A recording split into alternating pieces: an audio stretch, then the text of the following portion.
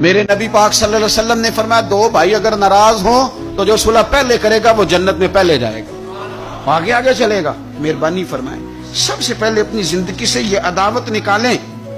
ہمارا کہ جیسے رٹا ہی کوئی نہیں، جھگڑا ہی کوئی نہیں، کیا ضرورت ہے؟ جھگڑا اس کا ہوتا ہے جس کی کوئی ذات ہوتی ہے، جھگڑا اس کا ہوتا ہے جس نے اپنے آپ کو بت بنا لیا ہے، جھگڑا اس کا جس نے انا پال لی ہے، جھگڑا تو اس کا ہے جو کہتا ہے میں کچھ ہے ہوں، جھگڑا تو اس کا ہے۔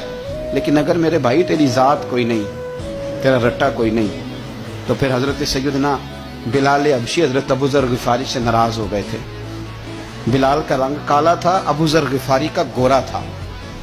بلال مزدور آدمی تھے، ابو ذر غفاری سردار تھے۔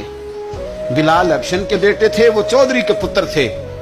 لیکن نبی پاک صلی اللہ علیہ وسلم نے فرمایا ابو ذر میں تب راضی ہوں اگر تجھ سے بلال راضی ہو تو سیدنا ابو ذر غفاری نے ایک منٹ نہیں لگایا، ذات کا بت کوئی نہیں تھا، جا کے تو جناب بلال کے سامنے لیٹ گئے، کہنے لگے حبشن کے بیٹے اٹھا اپنا پیر اور میرے منہ پہ رکھ، میں دنیا والوں کو بتاؤں کہ تھا تو حبشن کا بیٹا، پر مدینے والے رسول نے تجھے کتنی عزتیں عطا کر دی۔